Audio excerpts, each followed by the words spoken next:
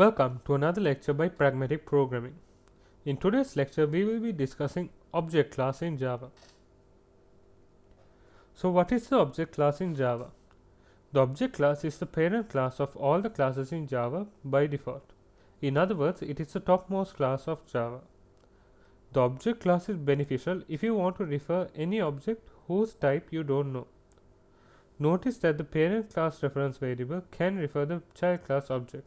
This is known as upcasting. So the object class provides some common behaviors to all the objects, such as object can be compared, object can be cloned, and object can be notified, etc. Let's discuss a few of those methods here. So the first method is the toString method.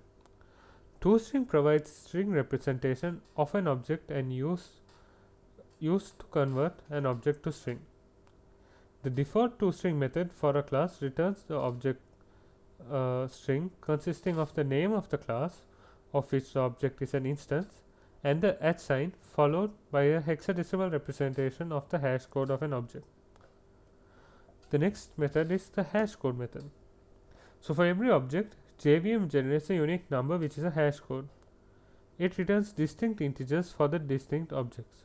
A common misconception here is that this method hash code returns the address of the object. That is wrong. It converts the internal address of the object to an integer by using an algorithm, and that's what it returns. So you should remember, it's not the actual memory address of that particular object. Instead, it is a converted integer of that memory address.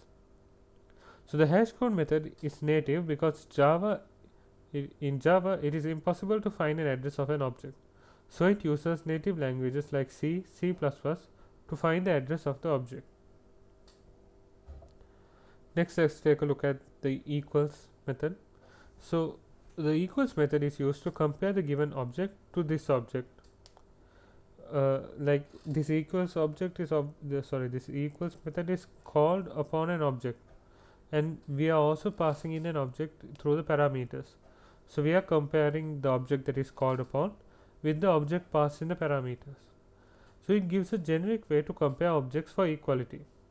It is recommended to override the equals object method in order to get your own equality condition on objects. Note, it is generally necessary to override the hash code method whenever this method is overridden, so as to maintain the general contract of the hash code method, which states that equal objects must have equal hash codes. The getClass method.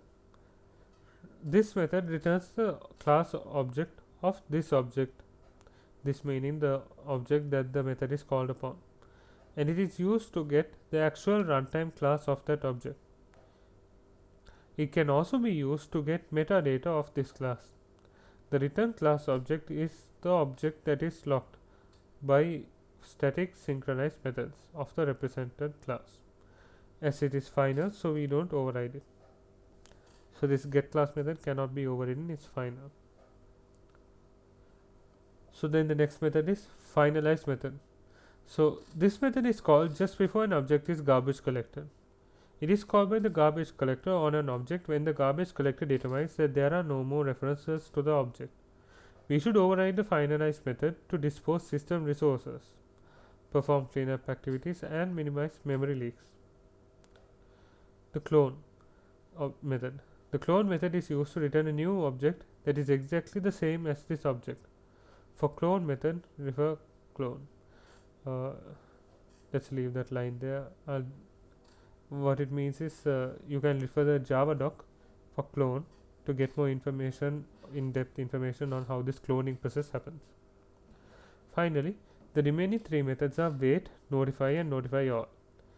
These methods are related to concurrency, so we will not be looking at these methods now, and I will be creating a video called interthread communication later in Java later, and you can refer to that video for more information on these three methods: wait, notify, and notify all.